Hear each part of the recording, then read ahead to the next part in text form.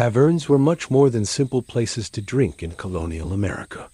They stood at the heart of towns and villages, serving as vital gathering spots where people from all walks of life met, talked, traded, and found a moment's respite from the hardships of daily life.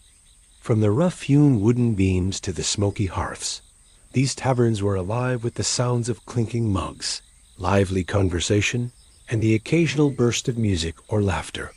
Life inside a colonial tavern was a world of its own, a mix of camaraderie, commerce, and sometimes conflict. Here, travelers found shelter, merchants negotiated deals, and news from distant colonies or the old world spread like wildfire. The tavern keeper was more than a host. They were often a central figure in the community, managing both the flow of goods and the shifting moods of patrons. In this video, we'll explore the rich and complex life of colonial taverns, the drinks and food served, the people who gathered there, the games they played, and the crucial role taverns played in shaping early American society. Step inside with me, and let's uncover what life was really like in a colonial tavern.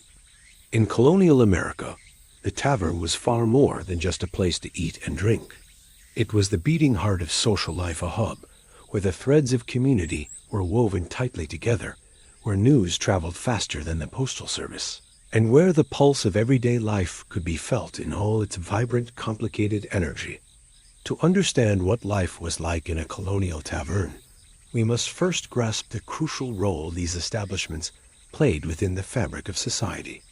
At a time when towns were small, scattered, and often isolated by dense forests or rough terrain, the tavern acted as a central meeting point. It was a crossroads for travelers and locals alike, farmers from nearby countryside, traders on their way to market, soldiers on furlough, sailors fresh from the docks, and craftsmen from the village, all converged under one roof. The tavern provided a rare opportunity for these diverse groups to mix, share stories, and exchange news. For many colonists, daily life was marked by hard labor and relative isolation. The farm was a place of endless work, planting, tending, harvesting, with little time or space for socializing. The tavern, however, offered a respite. Here, the community gathered not just to eat and drink, but to connect, debate, and find company. It was a place where friendships were forged, business was conducted, and even political ideas began to take root. Taverns were often among the first buildings erected in new settlements, reflecting their essential importance. Unlike churches, government buildings, or schools, which might have required special authorization or funds, a tavern could open relatively quickly, often run by entrepreneurial settlers eager to meet the needs of a growing population. This immediacy meant that taverns frequently became the de facto centers of town life. Inside the tavern, the atmosphere was alive with conversation. News from distant colonies, or even from Europe, arrived via travelers and ship's captains, spreading rapidly through the gossip and discussions that filled the room.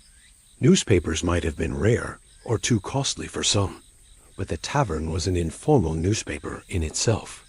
It was here that colonists learned of wars abroad, new laws from the crown, and the latest local happenings. In addition to serving as a news hub, taverns were key sites for community decision-making. Town meetings were sometimes held in taverns, especially when no formal town hall existed. Here, neighbors discussed matters of shared concern, roads needing repair, disputes to be settled, taxes to be levied. In many ways, the tavern was a democratic space where voices could be heard and local governance debated. The tavern's role as a political forum grew especially important in the years leading up to the American Revolution. As tensions with Britain escalated, colonial taverns became hotbeds of discussion, dissent, and planning. Patriot groups met under the cover of tavern walls to plot protests, organize committees, and spread revolutionary ideas. The simple act of gathering for a drink was often intertwined with the shaping of a nation's destiny. Beyond politics and news, taverns served crucial social functions. Marriages were sometimes arranged or announced in tavern gatherings. Celebrations marked births, harvests, and holidays. Weddings, wakes, and other rites of passage found a place within the tavern's walls. The tavern was, in many ways, the living room of the community, where the joys and sorrows of life were shared openly. Importantly, the tavern was not a uniform institution. Its character could vary greatly depending on location, the proprietor's style, and the clientele. A tavern in a bustling port town might be noisy and cosmopolitan, filled with sailors from far-flung lands, while a tavern in a quiet rural village might serve mostly local farmers and feel more like a family gathering. Some taverns catered to the elite with finer food and drink. Others were rough-hewn gathering places where the working class found camaraderie. The economic aspect of tavern life was significant as well. Taverns provided employment not just for the owner, but for servers, cooks, stable hands, and musicians. They also supported local farmers and brewers by purchasing food, grain, and livestock. This economic ripple helped sustain the colonial economy in small but important ways. The social dynamics within taverns could be complex. Taverns were predominantly male spaces, reflecting broader colonial social norms. Men gathered freely, while women's roles were often limited to running the establishment or serving guests. However, women who kept taverns could be influential figures in their communities, managing both the business and the social life that revolved around their establishments. Yet, the tavern was not without its darker side. With alcohol flowing freely, disputes sometimes erupted into fights. The mixing of different social classes and backgrounds could lead to tension or conflict. Authorities occasionally viewed taverns with suspicion, worried about disorder or sedition brewing within their walls. Nonetheless, the tavern's role as a social safety valve, providing an outlet for stress, debate, and dissent, was widely acknowledged. In summary, the Colonial Tavern was a cornerstone of social life, a vital institution that connected people across distances and differences. It was a place where the everyday and the extraordinary met, where neighbors gathered to share news, negotiate business, celebrate milestones, and plot the future of a growing nation. To step into a colonial tavern was to enter the heart of community life itself, a space pulsing with energy, connection, and the ever-changing currents of colonial America. To truly understand life inside a colonial tavern, we must first step back and picture the space itself, the architecture and atmosphere that shaped every experience. Colonial taverns were more than buildings. They were living places, their physical form and sensory details weaving together to create a setting unlike any other in the community. Rough wooden beams, low ceilings, roaring fireplaces, and a mix of smells and sounds formed the backdrop to the countless stories, meetings, and moments that played out within their walls. Most colonial taverns were constructed quickly and with practicality in mind, often using local timber and materials readily available in the region. The framing was typically made of heavy oak or pine beams, roughly hewn and sturdy enough to withstand the demands of a busy establishment. These beams were often exposed, creating a framework of dark wood that stretched across low ceilings, giving the tavern an intimate, almost cave-like feel. The ceiling was usually low, sometimes so low that a tall man had to duck to pass beneath a beam. This closeness created a sense of enclosure and warmth, sheltering patrons from the cold and wind outside. The floors were made of wide wooden planks, worn smooth by years of footsteps. In some cases, the floorboards creaked underfoot, adding a living rhythm to the space. Ragged rugs or animal pelts might be laid in front of the fireplace or behind the bar to soften the hard wood and catch stray sparks.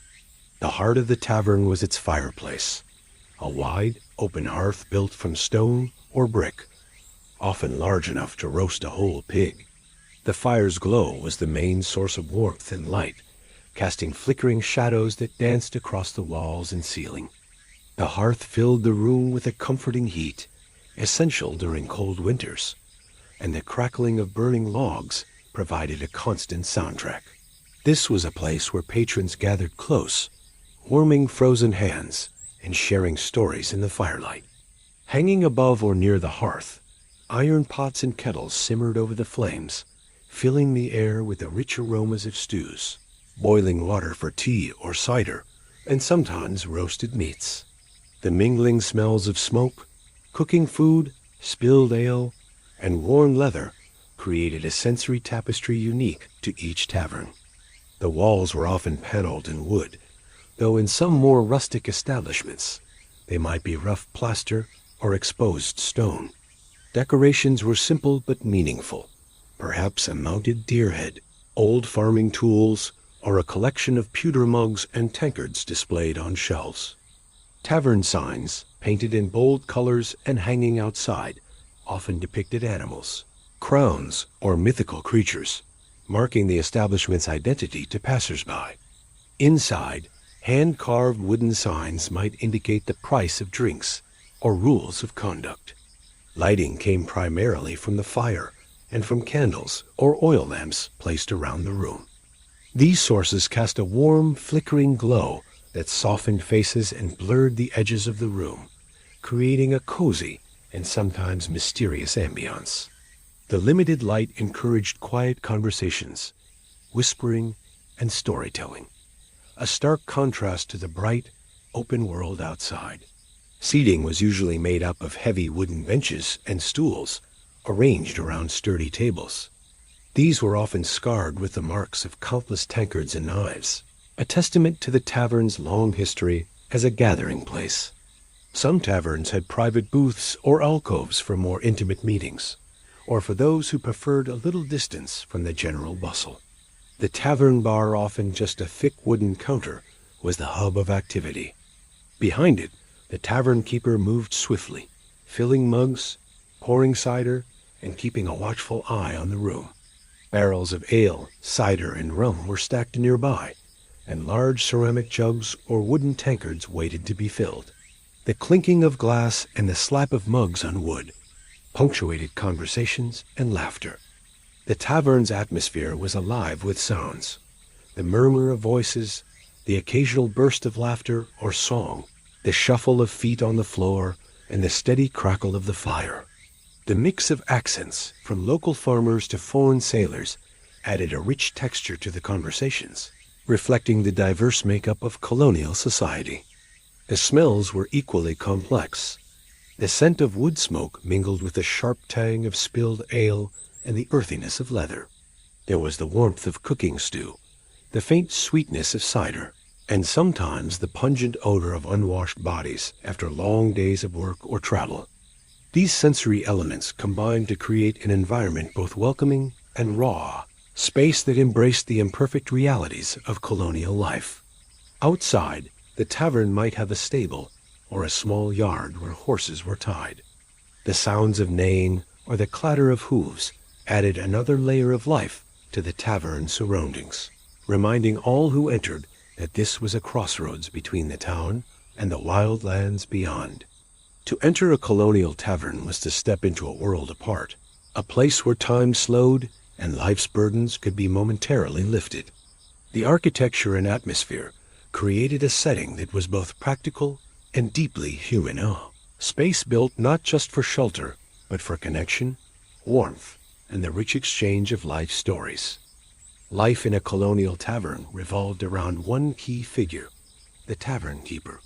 More than just a host, this person was the steady heart of the establishment, the one who kept the fires burning, the drinks flowing, and the fragile peace intact. Without the tavern keeper, the bustling world of the colonial tavern simply couldn't exist. From the moment dawn broke, the tavern keeper's day was a blend of hard work, keen observation, and constant decision-making. Managing a tavern was no small task. It demanded hands-on effort and a sharp mind, since the keeper was responsible for everything, from the supplies stacked in the cellar to the moods of the rowdiest patrons. The first duty was practical and vital: supplies. Colonial taverns needed a steady stock of food, drink, and materials to keep running. Barrels of ale and cider arrived regularly, often shipped from nearby towns or imported from England and the Caribbean. Rum was a favorite, sometimes traded for goods or earned as payment from sailors. The tavern keeper had to oversee these deliveries carefully, making sure the tavern never ran dry. Running out of drink meant losing customers, and that was a disaster in a world where word of mouth could make or break a business overnight. Food was another constant concern. Taverns offered simple, filling meals, thick stews bubbling over the hearth, bread baked from local grain, salted pork or fish, and occasionally fresh vegetables or wild game. The keeper arranged for these ingredients, often buying directly from local farmers, hunters, and fishermen. During harvest season, some produce might be plentiful. During lean times, the kitchen had to stretch every morsel. The keeper's skill in managing stores was crucial to avoid waste and ensure everyone left the table satisfied. Beyond ordering supplies, the keeper managed the tavern's day-to-day operations. This included tending the fire that warmed the building and cooked the food. In colonial times, open hearths were the heart of every tavern. The keeper had to make sure the flames never died down, stoking the fire and replenishing the woodpile. A cold tavern was an empty one. Serving customers was equally demanding. Taverns were noisy, crowded, and often chaotic places. Patrons came in from all walks of life, farmers muddy from the fields, sailors with salty voices, soldiers in uniform, traveling merchants, and local townsfolk eager for news or company. The keeper greeted everyone with a mix of hospitality and authority, pouring drinks with practiced ease while watching for signs of trouble. Maintaining order was one of the keeper's most challenging tasks. Alcohol flowed freely, and tempers could flare quickly. Fights broke out over spilled ale, insults, or old grudges. It was the keeper's job to step in sometimes with a firm word, sometimes with a swift physical intervention to calm tensions and prevent violence from ruining the evening. When disputes escalated, the keeper might call on local constables or militia to restore peace. Record keeping was a less visible but essential part of the tavern keeper's work. Many patrons didn't pay cash on the spot, but ran tabs to be settled later. The keeper kept careful notes of debts, payments, and credit extended, often using simple ledgers or memorizing accounts. Trust was important. A tavern's success depended on repeat customers who felt welcome and valued. For some taverns, the keeper also operated lodging upstairs or in connected rooms. This meant managing beds, clean linens, and the needs of travelers who sometimes stayed for days or weeks. The innkeeper had to juggle customer requests, room availability, and cleanliness, a tall order in buildings not designed for comfort. The social role of the tavern keeper extended beyond the walls of the establishment. Taverns were often the center of community life, hosting town meetings, political debates, and celebrations. Keepers sometimes acted as informal postmasters, receiving letters and packages for patrons. They were privy to secrets and gossip, trusted by many and relied upon by all. Some tavern keepers embraced political roles, especially as tensions with Britain grew. Their establishments became meeting places for revolutionaries or loyalists, and the keeper's stance could influence who gathered there and what was discussed. Balancing neutrality and personal beliefs required tact and courage. Despite the many responsibilities, the tavern keeper's life was not easy. The work was exhausting, the clientele unpredictable, and the risk of fire or illness ever present. Taverns were crowded, often unsanitary, and vulnerable to outbreaks of disease. Keepers worked long hours, sometimes from before dawn until after midnight, with few breaks. Yet for all the hardships, many tavern keepers took pride in their work. They provided a vital service, a place of warmth, food, drink, and community in an often harsh and uncertain world. Their taverns were places where people could come together, share news and stories, celebrate and mourn. The keeper was at the center of this world, managing its many demands with skill, patience, and resolve.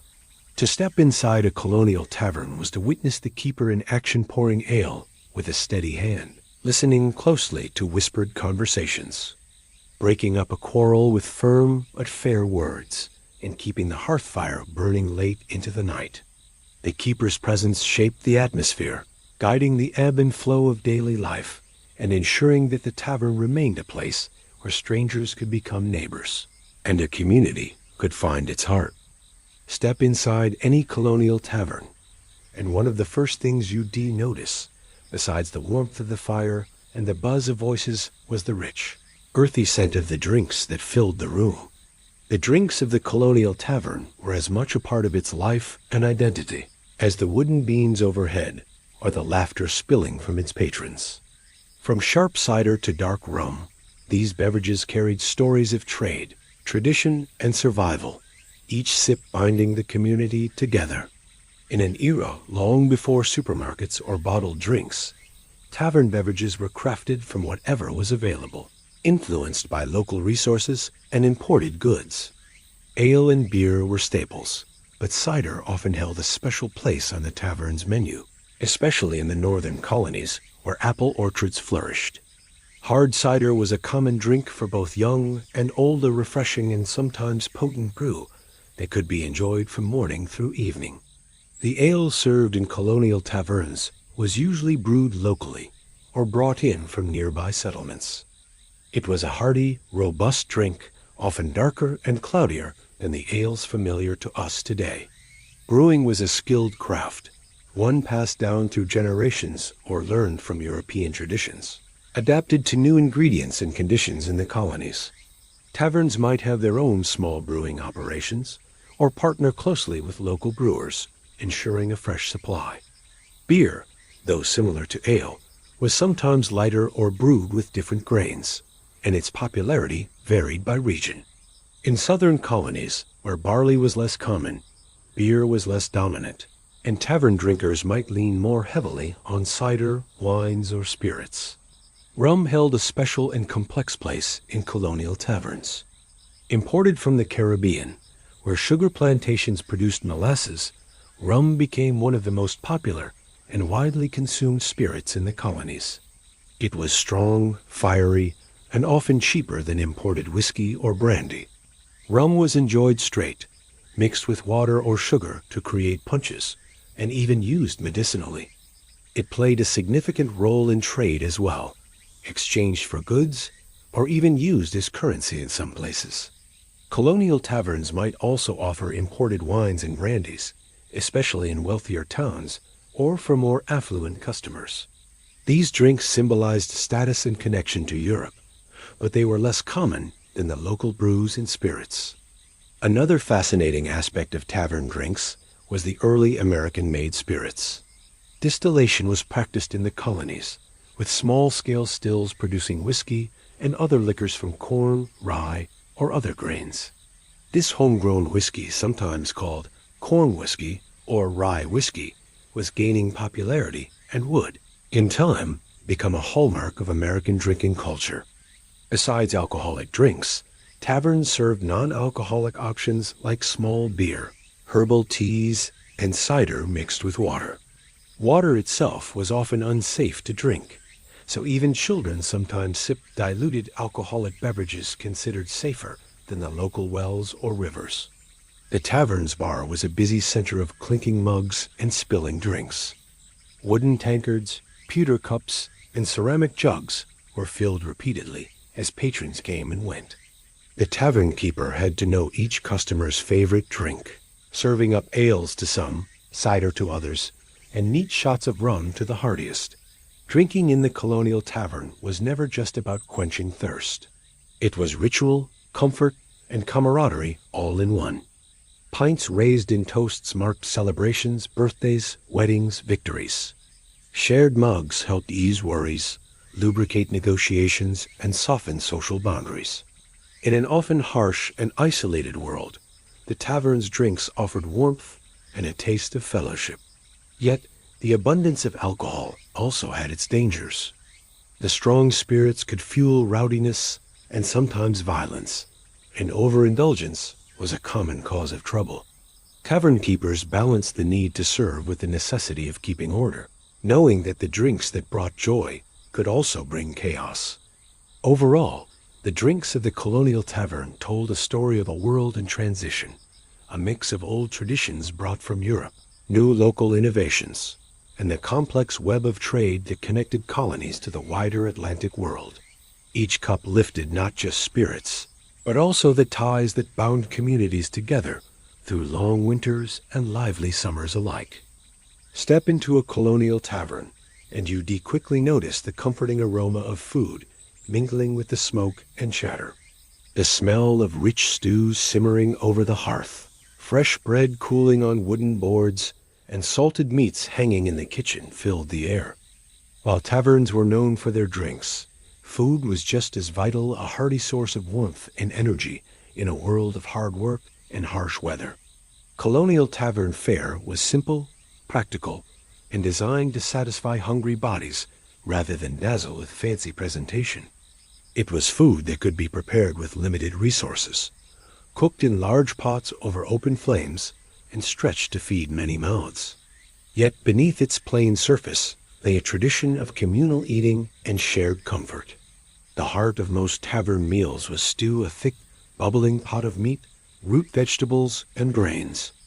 Taverns often cooked large batches of stew that could be ladled out as patrons arrived. The stew was slow cooked over the hearth for hours, melding flavors and tenderizing tougher cuts of meat. Common ingredients included salted pork or beef, onions, carrots, turnips, and sometimes peas or beans. Barley or cornmeal might be added to thicken the broth and add sustenance. Bread was another staple on the tavern table. Unlike the fluffy loaves we know today, colonial bread was dense, hearty, and often made from a mixture of wheat, rye, and cornmeal. It was baked in brick ovens or cast iron pots, and sometimes included bits of cracked grain or seeds for texture. Bread served as both a meal accompaniment and a utensil used to soak up stews and broths, or to scoop meat from plates. Salted and smoked meats were common too. Because refrigeration didn't exist, preserving meat was essential. Large cuts of pork, beef, or fish were cured with salt or smoked over fires to last through the seasons.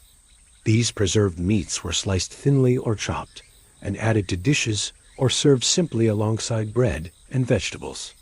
The sharp taste of salt and smoke was familiar and comforting, a reminder of survival and careful preparation. Vegetables on the tavern table reflected what was locally available and in season. Root vegetables, carrots, turnips, onions, parsnips were favorites, hardy enough to be stored through winter months. Fresh greens might appear in spring and summer, though often eaten raw or boiled simply with little seasoning. Wild herbs, gathered from nearby woods or fields, added flavor and aroma. Preparing food in a colonial tavern was labor-intensive. The kitchen was often a smoky, hot place near the hearth, where a cook, or sometimes the tavern keeper's family, managed several pots and spits. Firewood had to be gathered and maintained. Pots had to be stirred and temperatures carefully watched. Cooking was done over open flames or hot coals, demanding skill and patience. Serving food was a communal act. Patrons might eat at large wooden tables, sharing bowls of stew and passing loaves of bread. Plates were simple wooden or pewter dishes. Utensils were basic knives and spoons mostly, with fingers often used in a way that seems strange today. Meals were as much about community as sustenance, a time to rest and connect after long days of work or travel. The cost of food in a tavern was also a consideration. While some could afford regular meals at the tavern, others might come for a drink and a small bite. Tavern owners had to balance generosity with profit, offering filling meals that were affordable yet sustainable. Leftovers were often reused stews made from previous day's scraps, bread baked from remaining flour to minimize waste. Special occasions brought changes to the tavern table. Festivals, holidays, or local celebrations might feature roasted meats, pies filled with fruits or savory fillings, and sweeter treats like cakes made from molasses or honey. These were rare luxuries that brightened the usual fare and gave the community something to look forward to. Food at the Colonial Tavern was a reflection of its time and place, simple, robust, and rooted in the rhythms of colonial life. It nourished bodies and spirits, provided comfort against the cold, and offered a space where strangers could become friends over shared bowls and loaves. In colonial times, a tavern was rarely just a place to eat and drink. More often than not, it doubled as an inn, offering weary travelers a place to rest their heads and a moment's refuge from the long, rough roads that crisscrossed the colonies. The dual role of tavern and inn created a unique environment, one bustling with constant motion, stories, and the daily rhythms of hospitality in a world where inns were few and far between. Travel in colonial America was difficult and often perilous. Roads were little more than dirt paths, muddied and rutted by rain and wagon wheels. Winter snows, summer heat, and unpredictable weather made journeys long and exhausting. For many, a night spent in a tavern's humble bed could be the difference between safety and disaster. The tavern innkeeper, often the same person who ran the bar and kitchen, had to juggle the needs of both locals who came for a drink and travelers seeking lodging. Rooms were modest, sparse, and shared. There was rarely privacy, and comforts were few. Mattresses might be little more than straw stuffed into worn ticks, blankets thin but cherished against the chill. Still, for those on the road, such beds were a precious luxury. Upstairs or in attached wings, a series of small rooms lined narrow corridors, sometimes opening onto communal sleeping quarters. In inns serving a busy route, these rooms filled quickly, and travelers might have to share beds or make do with wooden benches or floor mats. The creak of sleepers turning and the murmur of quiet conversations mingled with the sounds from downstairs, where the tavern's life pulsed late into the night. Keeping the rooms clean and ready for guests was an ongoing task. The innkeeper or their family swept floors, aired bedding, and tended to fires that warmed the rooms. Fires were essential in winter, but dangerous, so they required careful watching. A forgotten ember could turn the entire building to ash, and taverns were all too often ravaged by fire. Guests arrived from all walks of life, merchants with goods to sell, government officials on business, soldiers moving between posts, and simple folk traveling to visit kin. Each brought different needs and stories, adding layers of complexity to the innkeeper's work. Accommodating strangers meant balancing hospitality with caution, as not all guests were trustworthy. Meals for lodgers often differed from those served in the tavern common room. Travelers needed sustenance to fuel their journey, but kitchens were limited. Innkeepers provided simple breakfast porridge or bread and cheese, and perhaps a bit of leftover stew warmed by the fire. Sometimes, travelers cooked their own food if the tavern had a hearth available for guests. The innkeeper also managed practical matters like stable space. Horses needed food and shelter, and travelers required care for their animals before continuing on. Taverns often had stables or yards where horses could rest, watered, and fed hay. The innkeeper arranged for this, sometimes hiring stable hands to assist. Hospitality was not always smooth. Language barriers, cultural differences, and the unpredictability of guests could cause tensions. Some travelers arrived tired and irritable. Others brought with them the weight of secrets or debts. The innkeeper was both host and gatekeeper, mediating disputes and keeping the peace. Payment was another challenge. Many travelers paid in coin, but others bartered goods or services, and some ran tabs to be settled later. Innkeepers had to keep careful records, trusting some guests and wary of others. The risk of theft or damage to property was ever present. Despite these challenges, the Tavern Inn was a lifeline in colonial America. It connected scattered communities, linked colonies by roads and waterways, and offered rest and replenishment in a land where travel was often dangerous. For many, The inn was the last warm spot before a long journey or the first welcoming place upon arrival. The relationships forged in these inns could last a lifetime. Travelers met locals and other wayfarers, exchanging news, gossip, and kindness.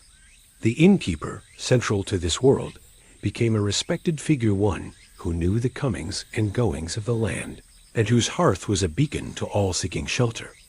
In this way, colonial taverns as inns were not just businesses. They were places of connection and survival, stitching together a vast, sometimes wild land with warmth, shelter, and human kindness. A colonial tavern was a crossroads, a place where the rhythms of daily life collided with the unpredictable currents of the wider world. Its patrons were as varied as the colonies themselves, each bringing their own stories, hopes, and burdens into the smoky, crowded rooms. To understand the tavern is to understand its people, the farmers, sailors, tradesmen, soldiers, and even criminals who gathered beneath its low wooden beams, drawn by the promise of warmth, drink, and company. At the heart of any colonial settlement were its farmers, men and women who labored from dawn to dusk to coax life from the earth. These were the backbone of the community. After a hard day tending fields or herding livestock, many found their way to the tavern. For them, the tavern was a refuge, a place to set down their tools, rest aching limbs, and share news or grievances with neighbors. Their talk was of weather and crops, the price of grain, and rumors from nearby towns. They arrived dusty and tired, their boots thick with mud, seeking a mug of ale and a moment's respite. Sailors and fishermen formed another significant group of tavern visitors. Ports and river towns often bustled with these men, whose lives were shaped by tides, winds, and the vast unknown of the sea. The tavern was their shore leave, a place to drink away the salt, trade stories of storms in distant lands, and plan their next voyage. They brought with them a different language, terms of navigation and shipboard life, and a restless energy born of constant movement. Sailors' laughter could be loud and boisterous, their songs echoing late into the night. But among them were also quiet moments missing home, nursing wounds, or nursing sorrows that only the sea understood. Tradesmen, blacksmiths, carpenters, coopers, and merchants formed a steady stream of patrons. These men and women moved goods and shaped the very fabric of colonial life. Their visits to the tavern were as much business as pleasure. Deals might be struck over a tankard, goods exchanged or bartered, and alliances forged.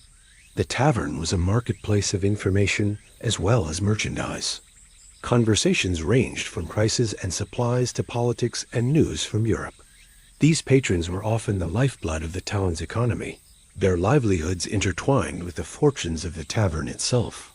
Soldiers and militiamen also frequented the tavern, especially in border towns or areas of unrest. Their presence could be both reassuring and tense. Soldiers came in uniform, weapons often close at hand, their talk filled with the language of duty, orders, and conflict. Some were young and eager, others weary from campaigns or postings far from home. Taverns sometimes served as informal barracks or meeting places for militia musters and planning. The soldiers' visits added an edge of authority, but also the risk of confrontation, particularly when spirits ran high. No colonial tavern was without its share of criminals and troublemakers. Thieves, smugglers, drunks, and gamblers found sanctuary in the dim corners and shadowed alcoves. The tavern's noise and crowds offered cover for whispered deals and furtive exchanges.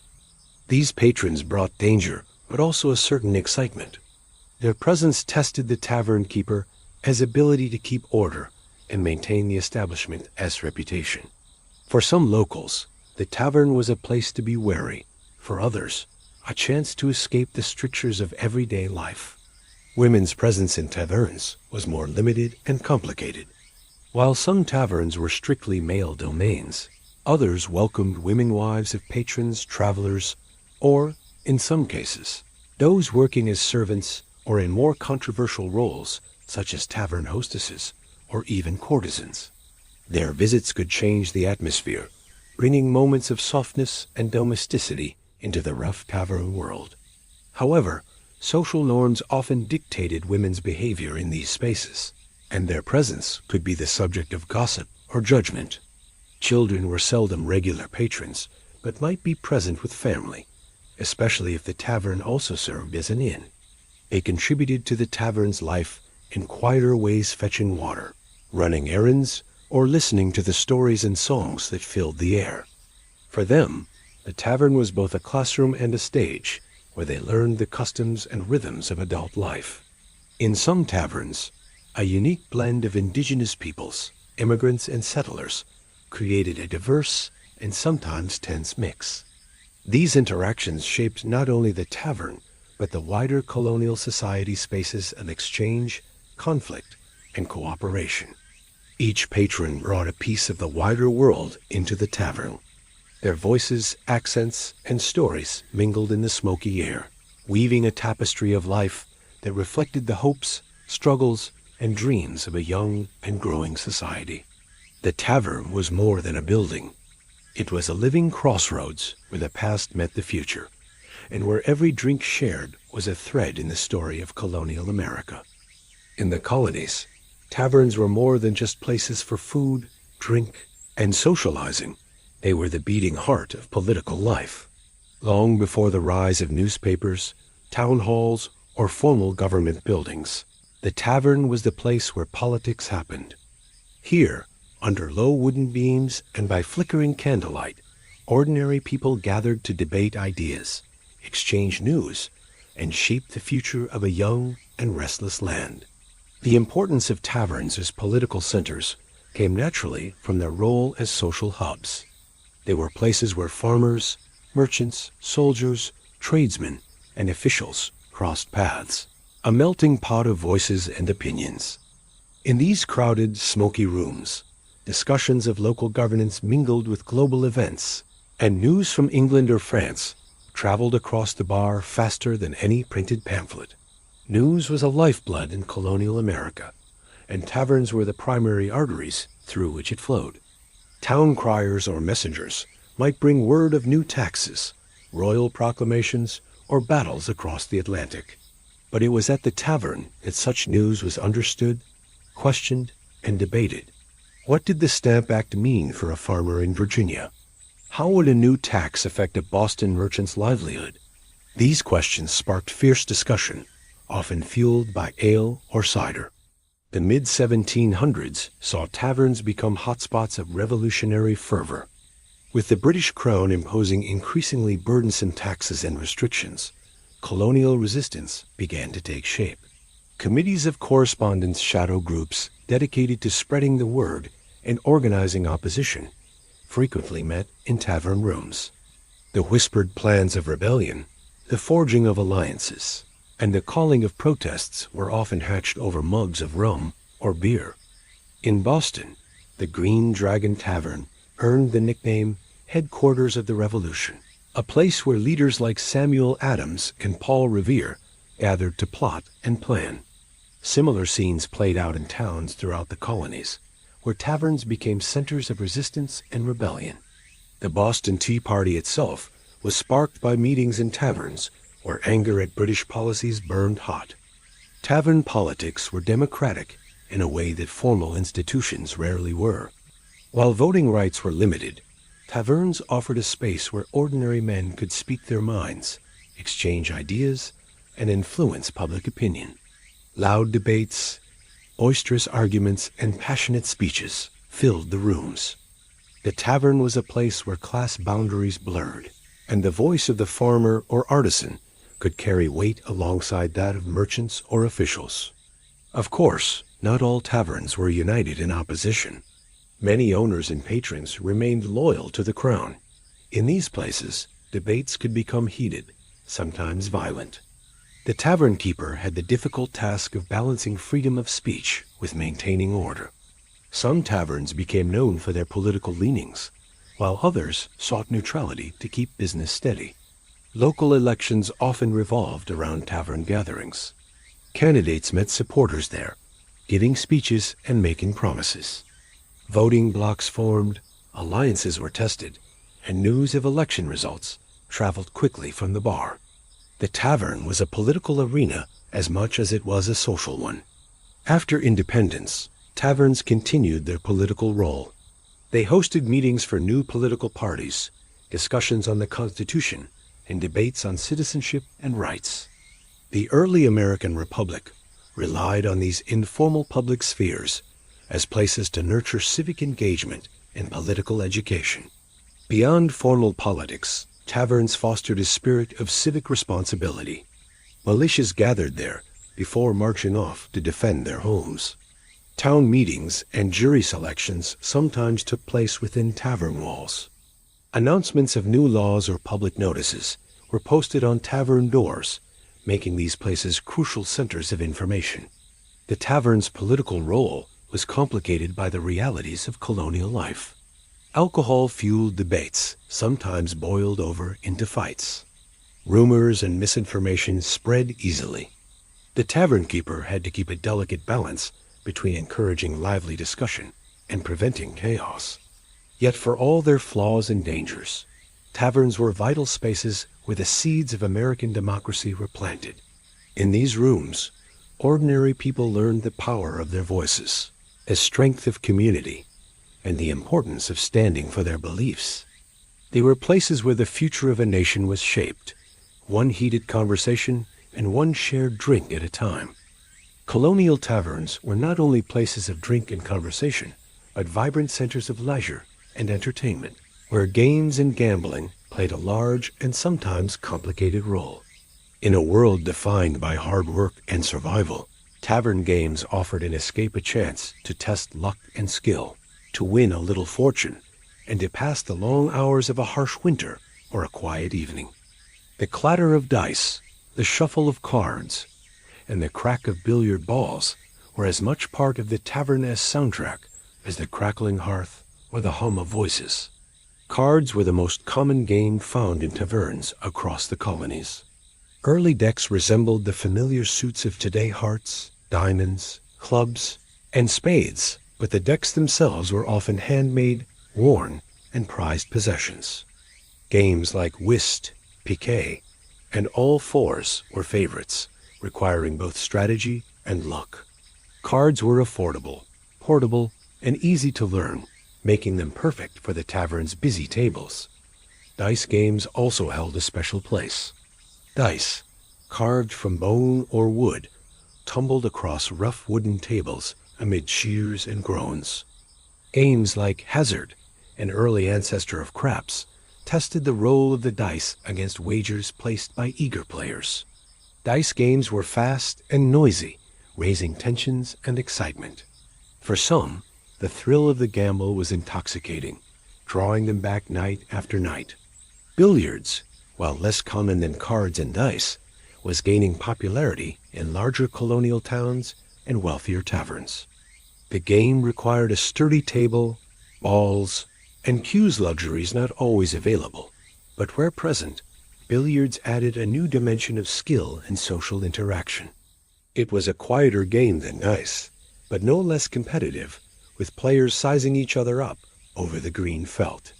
Gambling went hand in hand with these games. Wagers of coin, goods, or promises added a high stake to every hand dealt or dice rolled. For some, gambling was a pastime. For others, it was a serious business, a chance to earn money or lose it all in a single night. Tavern owners tolerated gambling because it brought customers and kept the fires burning, but they also knew its dangers. Gambling could unite or divide. Friends became rivals, alliances shifted, and tempers flared. Accusations of cheating were common, as were disputes settled in harsh words or even blows. Tavern keepers had to tread carefully, maintaining order while allowing the games that drew the crowd. Some established rules or hired lookouts to watch for cheating and ensure fair play, while others turned a blind eye, profiting from the game's popularity. The social fabric of the tavern was deeply influenced by these games. Winning a large pot could earn respect and status, while losing could bring shame or desperation. Players came from all walks of life: farmers, tradesmen, sailors, soldiers, and sometimes the shady characters that haunted tavern corners. Gambling blurred social lines, creating moments where status could be temporarily overturned by a lucky hand or skillful play. Beyond the competitive spirit, tavern games fostered camaraderie. Groups gathered regularly to play, sharing stories and jokes between rounds.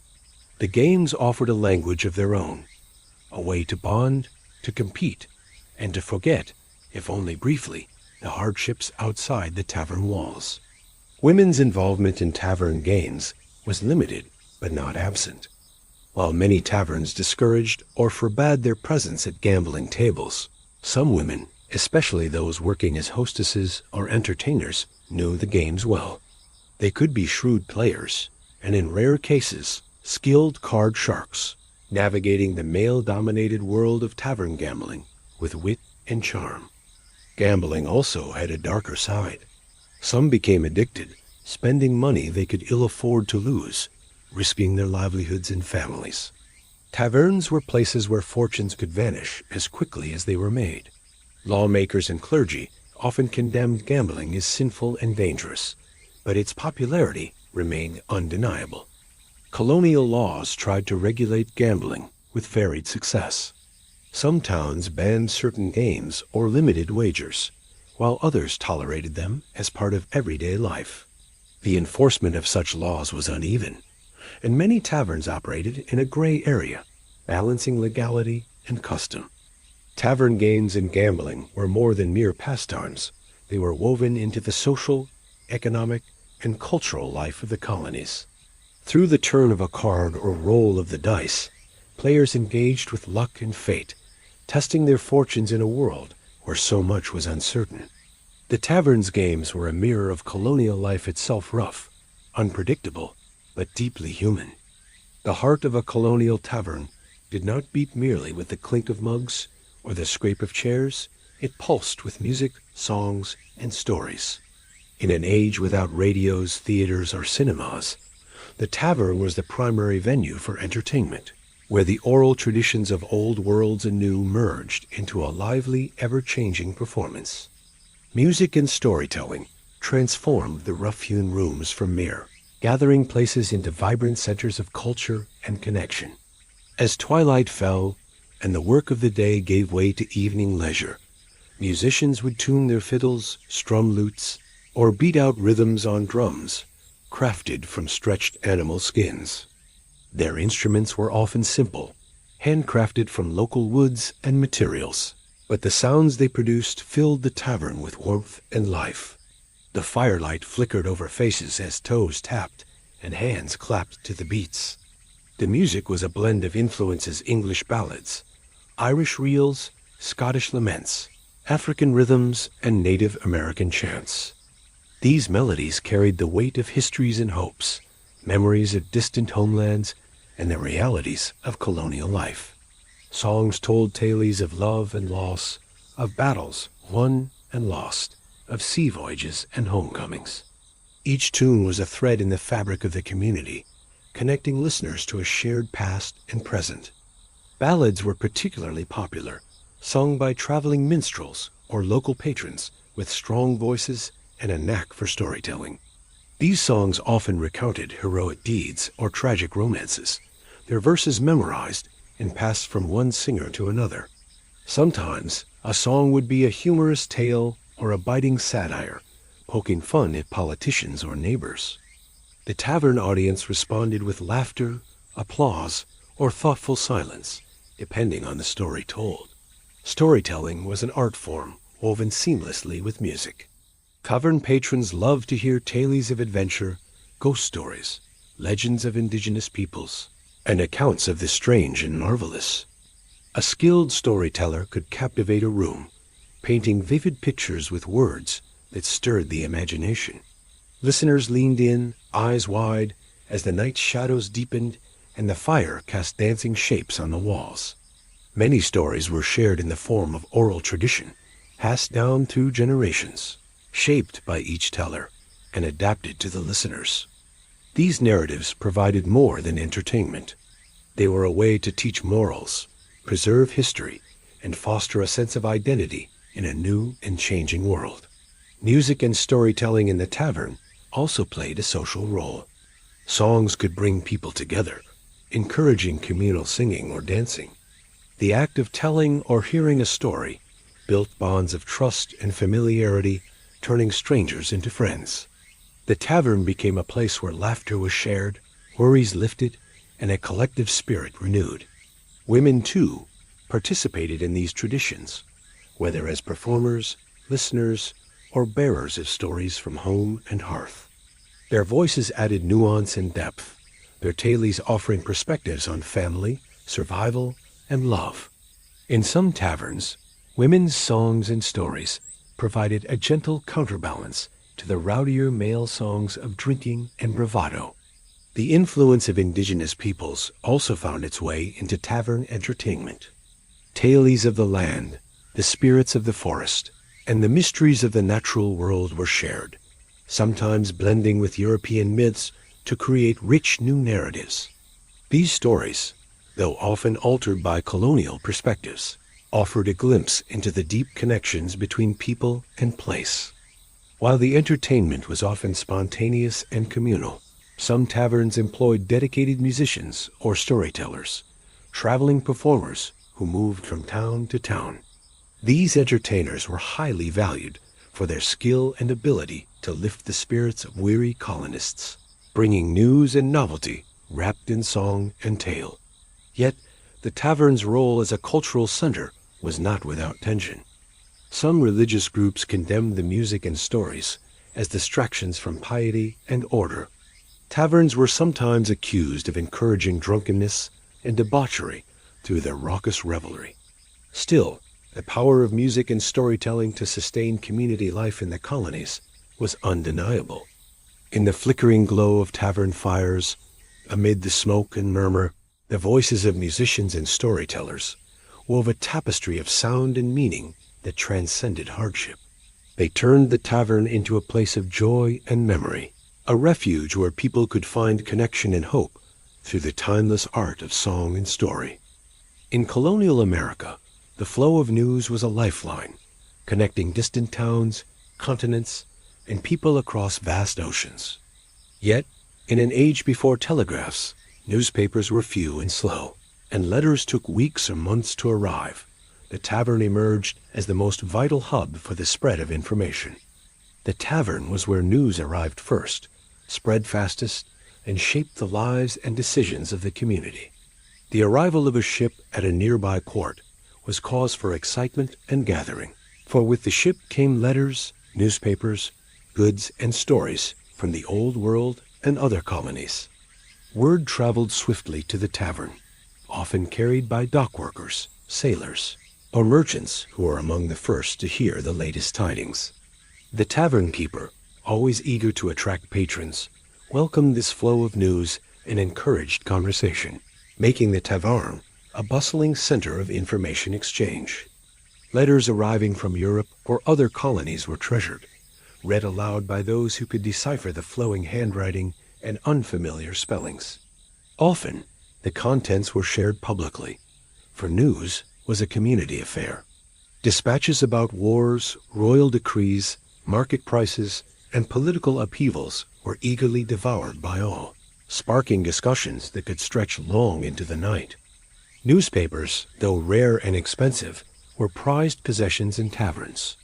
Printed mainly in cities like Boston and Philadelphia, these papers contained reports from the British Parliament, updates on colonial affairs, advertisements, and opinion pieces. Tavern patrons gathered to read aloud or debate the latest articles, interpreting their meaning and implications for local life. These newspapers fueled political awareness and resistance, especially as tensions with Britain grew. Word of mouth was perhaps the most immediate and potent form of news. Tavern conversations could turn quickly from gossip to serious discussion, as stories from travelers, traders, and soldiers were shared. Information about harvests, taxes, new settlers, and even weather forecasts shaped daily life. The tavern's crowded rooms echoed with news both factual and fanciful, some true, some exaggerated or distorted, but all contributing to the colony's shared understanding of the world. The tavern keeper often played the role of informal postmaster or newsbroker. They collected letters, passed messages between patrons, and sometimes charged a fee for delivery or reading services. Their knowledge of who was coming and going, who had heard what, gave them influence within the community. They had to balance this role carefully, maintaining trust while managing sensitive or controversial information. News could be a double-edged sword. Good news, such as a successful harvest or a peace treaty, brought celebration and relief. Bad news, warnings of conflict, disease outbreaks, or harsh taxes sparked fear and sometimes unrest. The tavern was where communities grappled with these realities, finding solace or stirring to action. During the Revolutionary period, taverns became crucial nodes in networks of communication and resistance. Committees of correspondence met quietly in back rooms, exchanging letters and plotting responses to British policies. Information gathered in taverns helped coordinate protests, boycotts, and eventually rebellion. The rapid spread of news through taverns helped unify disparate colonies in a common cause. Taverns were also sites where misinformation or propaganda could flourish. Rumors of enemy spies, exaggerated tales of battles, or false claims about policies could fan flames of suspicion and fear. A tavern keeper's role in verifying news or calming heated discussions was vital in preventing chaos. Beyond politics, tavern news covered the rhythms of everyday life. Births, deaths, marriages, disputes, and business ventures were shared, keeping the community connected. For travelers passing through, the tavern was the best place to catch up on local happenings, to hear who was arriving, who had left, and what opportunities or dangers awaited on the road ahead. In many ways, the Colonial Tavern was the internet of its day, a dynamic, noisy, and sometimes chaotic platform where people gathered to learn, share, and shape their understanding of the world. It was a place where information flowed freely, transforming isolated settlements into informed communities. The next time you imagine a colonial tavern, picture not only the clatter of mugs and laughter, but the steady hum of news voices, rising and falling as stories spread. Ideas took root, and history was made in real time. Here, amid the warmth and smoke, the news of the world came alive, carried on the breath of countless voices, weaving together the lives of those who dared to listen. In the rough and tumble world of colonial America, taverns were both a blessing and a curse to law enforcement. On one hand, they were vital social centers where townsfolk gathered, exchanged news, and built community ties. On the other hand, they were often hotbeds of disorder, conflict, and crime, a place where tempers flared, laws were bent, and sometimes outright broken. This uneasy relationship between taverns and the authorities shaped much of the colonial experience, blurring lines between order and chaos, safety and danger. From the outside, colonial law enforcement was a patchwork of formal officers and informal enforcers. Sheriffs, constables, magistrates, and night watchmen carried the responsibility of maintaining peace. But their power was limited by sparse resources, rough terrain, and the unpredictable nature of frontier life. Taverns, with their crowds, alcohol, and combustible tempers, presented a constant challenge. Disputes in taverns ranged from heated arguments to violent brawls. Words could escalate quickly, and a thrown punch or overturned chair might ignite a fight involving half the room. Drunkenness was common, and alcohol both loosened tongues and dulled judgment. Law officers often found themselves summoned to break up tavern melees, arrest troublemakers, or keep the peace until tempers cooled. The tavern keeper walked a fine line. On one hand, they wanted to encourage a lively atmosphere that attracted patrons and kept the ale flowing. On the other, they had to prevent violence that could bring ruined damaged property, fines, or worse. Many keepers developed an instinct for diffusing tensions, acting as mediators or bouncers, ejecting the most unruly guests before the situation escalated. Yet, despite their efforts, taverns sometimes became refuges for those fleeing the law. Outlaws, debtors, and fugitives found shelter in the shadows of tavern rooms or in hidden back chambers. The noisy crowds and confusion made it easier to evade capture, and sympathetic patrons sometimes turned a blind eye. This complicity created friction between tavern keepers and local authorities. Law enforcement officers often relied on taverns for information. Patrons could be sources of gossip, tips, or warnings about suspicious activity. The tavern keeper's knowledge of who came and went was invaluable in tracking suspects or preventing crimes. But this relationship was fragile. An overzealous officer could alienate the community, and a tolerant keeper risked enabling lawlessness. Colonial courts sometimes held sessions in taverns or nearby meeting halls, underscoring the tavern's role as a civic space even amidst its chaos. Arrested individuals were brought from taverns to the local jail or stocks, public punishments that served as warnings. Yet the line between public spectacle and private misconduct was often blurred within tavern walls. Punishments meted out for tavern-related offenses varied. Drunkenness, fighting, gambling, or disturbing the peace could lead to fines, public shaming, or short stints in the stocks or jail. Repeat offenders risked harsher penalties, and some colonies enacted strict laws to curb tavern excesses, including limiting hours or restricting the sale of alcohol. At times, taverns became sites of political tension between authorities and citizens. Protests or riots might erupt after unpopular taxes or regulations, with taverns serving as the initial gathering spots. Law officers had to balance enforcing order with respecting the freedoms these spaces represented. The presence of soldiers and militia added another layer. Military personnel often frequented taverns when off duty, sometimes exacerbating tensions or disorder.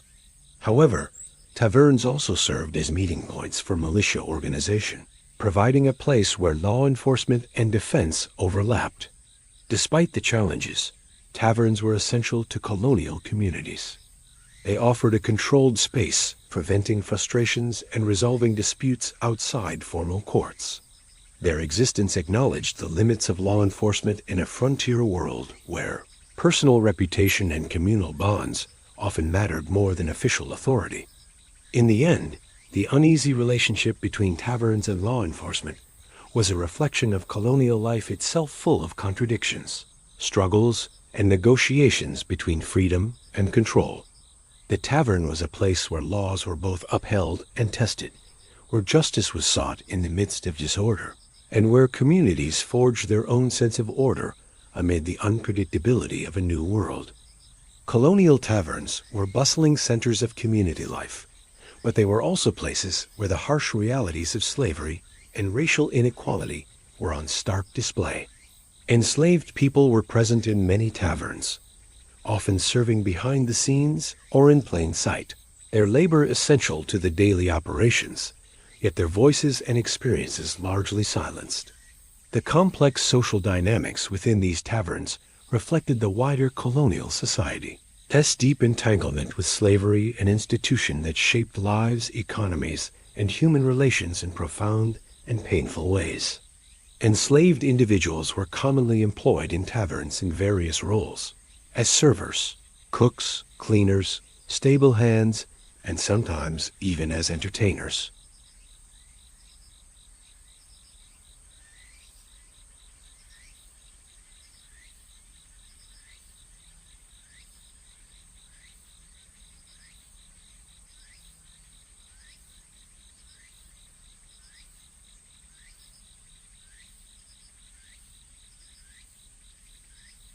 Yet, despite their essential contributions, enslaved workers were often invisible to the patrons, treated as part of the furniture rather than human beings. The sight of enslaved people carrying trays or scrubbing floors was a common one, but their presence also introduced tensions into the social fabric of the tavern. For some white patrons, the presence of enslaved workers was a reminder of the social order, a reinforcement of the racial hierarchy that colonial society depended upon. Taverns, as public spaces, reflected these rigid divisions. Black and white occupied different roles, different spaces, and often different social circles. Enslaved individuals in taverns were subject to the watchful eyes of their owners and the sometimes hostile or dismissive attitudes of patrons. They had little power or autonomy, and many faced harsh treatment or punishment for perceived slights or mistakes. The threat of violence was constant, and any act of resistance or defiance could lead to severe consequences. Yet, within these constraints, enslaved workers forged their own ways of navigating the tavern world, building networks of solidarity and finding moments of agency. Some enslaved people became skilled workers, expert cooks who mastered colonial recipes, or servers who knew the preferences of regular patrons. These skills could sometimes afford them a modicum of respect or better treatment, though always limited by the reality of enslavement. A few tavern keepers relied heavily on enslaved labor, sometimes boasting of the quality and efficiency their enslaved workers brought to the establishment, further entrenching the system. The social dynamics extended beyond service roles. Taverns were spaces where ideas and attitudes about race and slavery circulated. Some patrons engaged in casual racism, jokes, or derogatory remarks, reinforcing harmful stereotypes. Others debated the morality of slavery, especially as abolitionist sentiments began to emerge later in the colonial period. Yet, even in these conversations, the voices of enslaved people themselves were largely absent.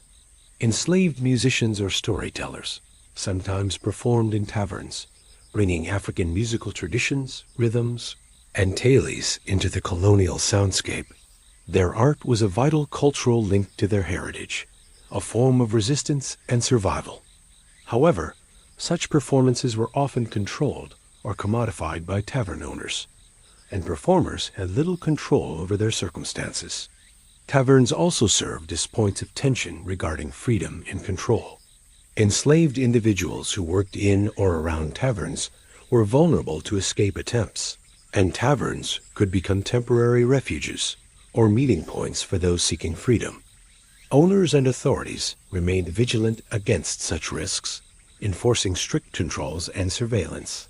The presence of enslaved people in taverns was a microcosm of the broader system of slavery that permeated colonial life. It highlighted the contradictions of a society that celebrated liberty and community, while denying basic human rights to many of its members. Taverns were spaces where these contradictions played out daily in the shared meals, the clinking of glasses, and the unspoken divisions between those who served and those who ruled.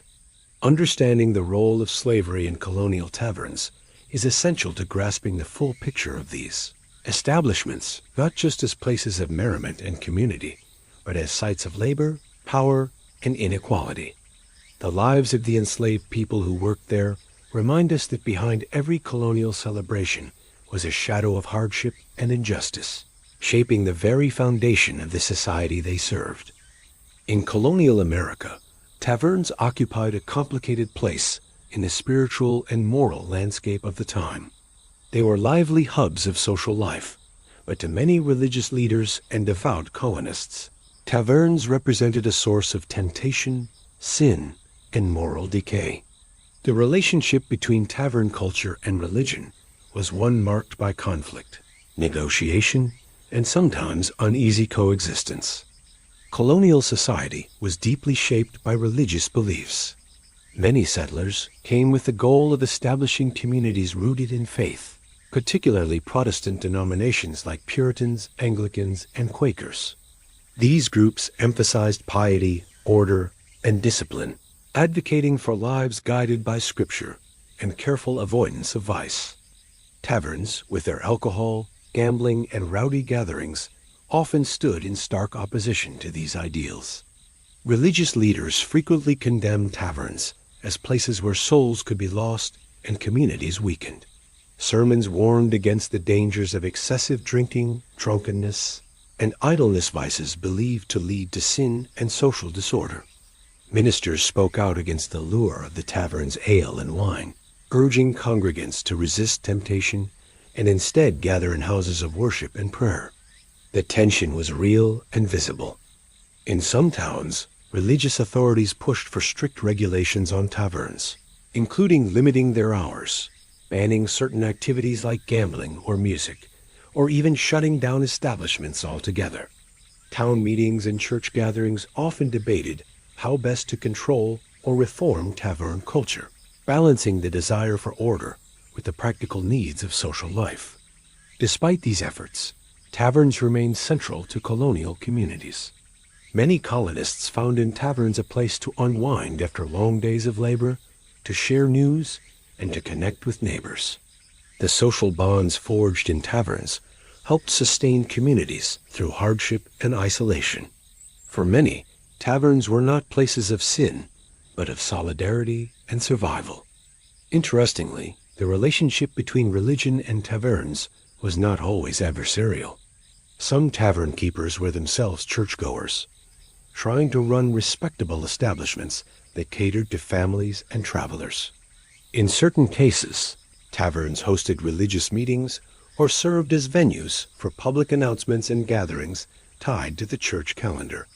Furthermore, some taverns became places where spiritual life and social life intersected in unexpected ways. Traveling preachers and evangelists often stopped at taverns on their circuits, using the space to preach, share scripture, and attract listeners. These itinerant ministers faced the challenge of preaching morality within places associated with drinking and revelry, but their presence showed the permeability between sacred and secular life. The cultural clash extended to tavern customs and religious observances. Taverns rarely observed the Sabbath as strictly as churches demanded, remaining open and busy on Sundays, which fueled criticism from devout communities. Drinking and dancing on holy days were common complaints from religious leaders who saw these acts as profaning sacred time. Religious opposition to taverns also tied into broader concerns about social order and control. Taverns were spaces where marginalized groups gathered: soldiers, laborers, sailors, and sometimes enslaved people or indigenous individuals, and where the rigid social hierarchies of the colonies could be challenged or blurred. For religious authorities, regulating taverns was part of maintaining the moral and social fabric of the community. The tension between tavern culture and religion was a dynamic part of colonial life, reflecting deeper questions about freedom, discipline, and community. While taverns were often painted as dens of iniquity by religious critics, they also provided vital social functions that churches alone could not fulfill. Over time, some colonial towns found compromises limiting tavern operations while allowing them to operate, encouraging temperance movements, and promoting religious revivalism that sought to bring moral reform both inside and outside tavern walls. These efforts shaped the evolving character of tavern culture in the lead-up to the American Revolution. In the end, the story of taverns and religion in colonial America is one of conflict and coexistence, negotiation between the spiritual ideals that colonists aspired to and the human needs for community, relaxation, and fellowship. It reveals the complex fabric of colonial society, where sacred and secular lives intertwined in ways that were sometimes contentious, sometimes complementary, but always deeply human.